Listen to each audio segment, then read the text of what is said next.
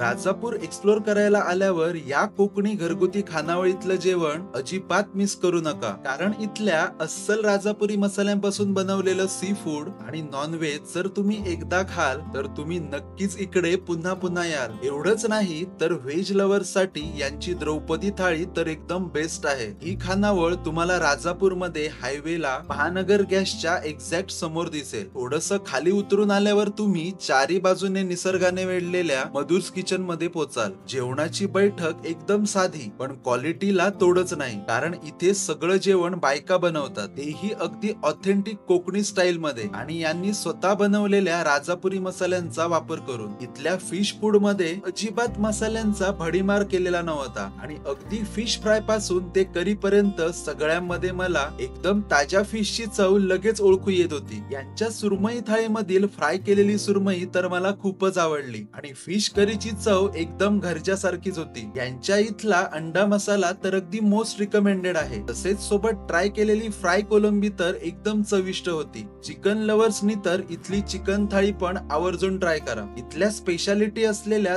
द्रौपदी थाळीतील एकापेक्षा एक veg आयटमची taste तर तुमच्या मनाला तृप्त करेल. आणि सोबत या चिंचेच्या चटणी सोबत कोथिंबीर वडी तसेच तळणीचे मोदक ट्राय करायला नक्की विसरू नका, कारण नॉनव्हेज पेक्षाही व्हेज फूड खायला अनेक कस्टमर्स इथे खूप लांबून पुन्हा पुन्हा आवर्जून येतात. मग तुम्ही कधी राजापूर मध्ये फिरायला आलात तर या अस्सल कोकणी चवीच्या मधुर्स किचन खानावळीमध्ये नक्की या.